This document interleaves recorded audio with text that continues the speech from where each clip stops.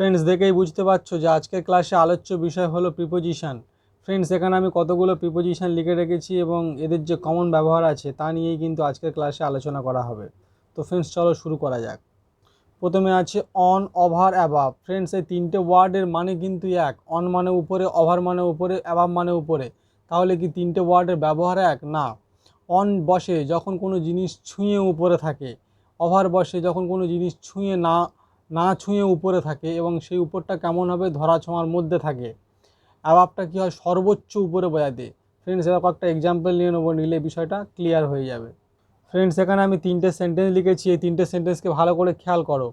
প্রথম sentence, the book is on the table, অর্থাৎ বইটা টেবিলটাকে ছুঁয়ে উপরে আছে। The bird flew over my head, পাখিটা মাথার উপর দিয়ে উড়ে গেল। দেখো, পাখিটা কিন্তু মাথাকে না ছুঁয়ে মাথার উপর দিয়ে উড়ে গেল। চাইলে কিন্তু পাখিটাকে আমরা ধরাছোঁয়া করতে পারি। তারপরের সেন্টেন্সে দেখো, the sky is over my head, above my head, আকাশ হয় মাথার উপরে। দেখো, আকাশকে আমরা ছুঁতে পারি না, অর্থাৎ সর্বোচ্চ উপরে বোঝাতে অ্যাবাভ বসে। তো ফ্রেন্ডস, এবার চলে আসবো অ্যাট আর ইনে। দেখো, অ্যাট বসে ছোট স্থানের ক্ষেত্রে, ইন বসে বড় স্থানের ক্ষেত্রে। তাহলে ফ্রেন্ডস, আমরা কি জানলাম? At is used for small place, ছোটো স্থানের ক্ষেত্রে অ্যাট বসে, এবং ইন বসে বড় স্থানের ক্ষেত্রে। যেমন অ্যাটের ক্ষেত্রে কি, at Garia, at Puri et cetera. এবং ইনের ক্ষেত্রে কি, ইন কলকাতা, ইন মুম্বাই। তবে এই নিয়মে ব্যতিক্রম আছে। যদি গ্রাম বা জেলা বোঝায়, তাহলে গ্রাম বা জেলা ছোটো হওয়ার ক্ষেত্রে অ্যাট বসার কথা, কিন্তু অ্যাট না বসে ইন বসে। যেমন যদি বা কেউ চাও, সে তার গ্রামের নাম লিখতে পারো। যেমন আমার জেলার নাম হচ্ছে south 24 Pargana, in south 24 Parganas. তাহলে কি ইন দিয়ে কি গ্রামের নাম এবং জেলার নামও লেখা হয়। তো ফ্রেন্ডস, অ্যাট এবং ইন শুধুমাত্র যে ছোট স্থান বা বড় স্থানের ক্ষেত্রে বসে তা কিন্তু নয়। অ্যাট বসে সময় বোঝাতেও, ইন বসেও সময় বোঝাতে। তো ফ্রেন্ডস, একটা এক্সাম্পল নিয়ে নেবো। ফ্রেন্ডস, তাহলে কি জানলাম? অ্যাট বসে ফর পয়েন্ট অফ টাইম, অর্থাৎ নির্দিষ্ট সময়ের জন্য। আর ইন বসে ফর পিরিয়ড অফ টাইম, অর্থাৎ কিছু সময়ের জন্য। যেমন এখানে দেখো, অ্যাটের ক্ষেত্রে অ্যাট 7 o'clock, এটা কিন্তু নির্দিষ্ট করা হচ্ছে। At 11 PM, at Christmas. আর ফর পিরিয়ড অফ টাইম মানে কি, সকালবেলা। In the morning, in the afternoon, in the evening. Friends, in কিন্তু মাসের আগেও বসে। যেমন এই মাসটা হচ্ছে আগস্ট, ইন আগস্ট। আবার কিন্তু ইন বসে ইয়ারের আগে, যেমন এটা হচ্ছে 2023 সাল।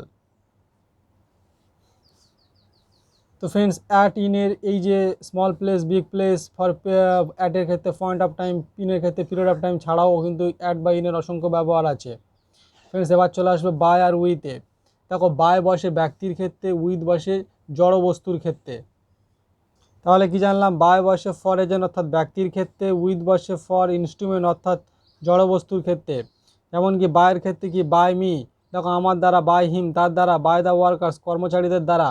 তাহলে কি এগুলো ব্যক্তির ক্ষেত্রে হচ্ছে। উইথ কি হচ্ছে? দেখো, with a spoon, with a knife, অর্থাৎ ছুরি দিয়ে বা চামচ দিয়ে। দেখো, ছুরি চামচ এগুলো কিন্তু জড় বস্তু, সে কারণে উইথ বসে জড় বস্তুর ক্ষেত্রে।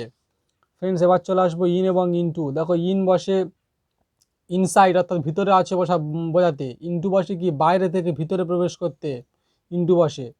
ফ্রেন্ডস, দেখো, ইন বসেছে কিন্তু টু মিন ইনসাইড, অর্থাৎ ভিতরে আছে বা ভিতরে বোঝাতে। আর ইনটু কি, to mean motion from outside to inside, অর্থাৎ বাইরে থেকে ভিতরের দিকে প্রবেশ করতে বা বোঝাতে কিন্তু ইনটু বসে। যেমন এক্সাম্পলটা দেখো, ইনের ক্ষেত্রে he is in the room, সে হয় ঘরের মধ্যে, তাহলে সে ঘরের মধ্যে আছে। আর ইনটুর ক্ষেত্রে কি, he ran into the forest, সে দৌড়ে জঙ্গলের মধ্যে প্রবেশ করলো, অর্থাৎ সে জঙ্গলের সে বাইরে থেকে জঙ্গলের মধ্যে, জঙ্গলের ভিতরে প্রবেশ করলো। তো কি, বাইরে থেকে কিন্তু ভিতরে, সে কারণে ইনটু বসে। ফ্রেন্ডস, এবার চলে আসবো বিসাইড এবং বিসাইডস। দেখো, এখানে বিসাইডের শেষে কিন্তু একটা ইয়েস যোগ করে এই ওয়ার্ডটাকে আলাদা করে দেওয়া হয়েছে। তখন এই যে প্রিপোজিশন, এই বিসাইডের প্রিপোজিশন মানে আলাদা, আর বিসাইডস প্রিপোজিশনের মানে কিন্তু আলাদা, এবং দুটোর ব্যবহারও আলাদা। দেখো, বিসাইড বসে বাই দ্য সাইড অফ, অর্থাৎ পাশে বোঝাতে। আর বিসাইডস বসে কি, তাছাড়া বা এছাড়াও, ইন এডিশন টু বোঝাতে। এবার একটা এক্সাম্পল লিখে নেবো। ফ্রেন্ডস, দুটো এক্সাম্পলকে খেয়াল করো। দেখো, বিসাইডের ক্ষেত্রে কি, বাই দ্য সাইড অফ, অর্থাৎ কোনো কিছুর পাশে। যেমন হি সাট বিসাইড মি, সে বসেছিল আমার পাশে। আর এই সেন্টেন্সটা দেখো, বিসাইডস ইন এডিশন টু মানে তাছাড়াও। তাহলে এখানে এক্সাম্পলটা দেখো, শো মি, দেখাও আমাকে, ইয়ে রেড শার্ট, একটা লাল জামা, বিসাইডস দিস হোয়াইট ওয়ান, এই সাদা জামাটির পাশে বা এই সাদা জামাটির ছাড়াও। Show me a red shirt beside the হোডান, এই সাদা জামা ছাড়াও একটা লাল জামা দেখাও।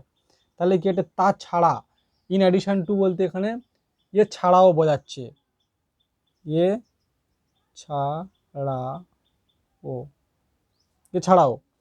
তো ফ্রেন্ডস এবার চলে আসবো ইন এবং উইথ ইনে।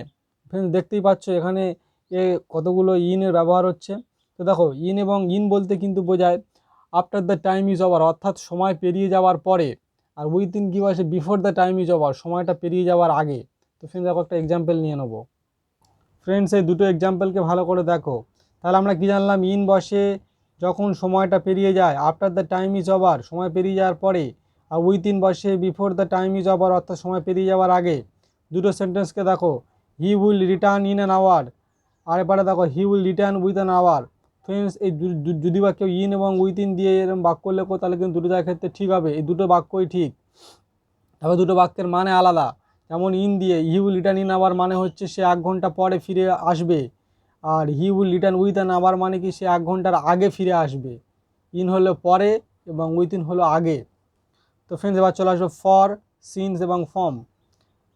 দেখো ফর বসে কিন্তু পিরিয়ড অফ টাইম অর্থাৎ কিছু সময়ের ক্ষেত্রে, সিন্স এবং ফর্ম বসে পয়েন্ট অফ টাইম অর্থাৎ নির্দিষ্ট সময়ের ক্ষেত্রে।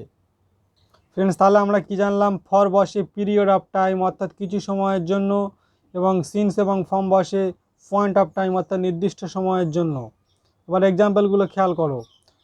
ফরের ক্ষেত্রে বলছি it has been raining for 2 hours, 2 ঘন্টা ধরে বৃষ্টি হচ্ছে, তাহলে এখানটা কিছু সময়ের জন্য। আর সিন্স অফ টাইম তার নির্দিষ্ট সময়, it has been raining since 7 AM অর্থাৎ সকাল 7টা থেকে বৃষ্টি হচ্ছে। পরের সেন্টেন্সে দেখো it has been raining from yesterday, আগামীকাল থেকে বৃষ্টি হচ্ছে, তাহলে এখানটা কিন্তু পয়েন্ট অফ টাইম অর্থাৎ নির্দিষ্ট করে দেওয়া হয়েছে। তাহলে ফ্রেন্ড লিখে নেবো, পয়েন্ট অফ টাইম মানে কি নির্দিষ্ট সময়, আর পিরিয়ড অফ টাইম মানে হচ্ছে তোমার কিছু সময়। ফ্রেন্ডস আশা করি বোঝাতে পেরেছি। এবং এখানে যে সেন্টেন্সগুলো লেখা আছে ফর এবং সিন্স ও ফ্রম থেকে যে এক্সাম্পলগুলো লেখা আছে সব কিন্তু লেখা হচ্ছে প্রেজেন্ট পারফেক্ট কন্টিনিউয়াস টেন্সে। কীভাবে বুঝলাম, এখানে হ্যাজবিন এবং ভার্বের আইএনজি যোগ আছে। দেখো হ্যাজবিন এবং ভার্বের আইএনজি যোগ আছে, অর্থাৎ হ্যাভবিন এবং হ্যাজবিন হলো প্রেজেন্ট পারফেক্ট টেন্সের, প্রেজেন্ট পারফেক্ট কন্টিনিউয়াস টেন্সের কিন্তু অক্সিলারি ভার্ব। তো ফ্রেন্ডস এটাই ছিল আজকের টপিক। যারা আমার পূর্বের ভিডিও দেখোনি, অর্থাৎ প্রিপোজিশনটা কী, প্রিপোজিশন কীভাবে ব্যবহার হয় বাক্যের মধ্যে, সেই ভিডিও যারা জানো না তাদের উদ্দেশ্যে বলবো ডেসক্রিপশানে আমার লিঙ্ক দেওয়া আছে, দেখে নিও ভিডিওটা। সেই ভিডিওটা দেখার পরে কিন্তু এই ভিডিওগুলো দেখো, তাহলে কিন্তু এই প্রিপোজিশনের ব্যবহারটা কিন্তু ক্লিয়ার হয়ে যাবে। আশা করি ফ্রেন্ডস যদি এটা হেল্পফুল মনে হয় তাহলে অবশ্যই লাইক করো, চ্যানেল নতুন হলে সাবস্ক্রাইব করে পাশে থেকো। ভিডিওটি হেল্পফুল মনে হলে বেশি বেশি বন্ধুবান্ধবের মধ্যে শেয়ার করে দিও।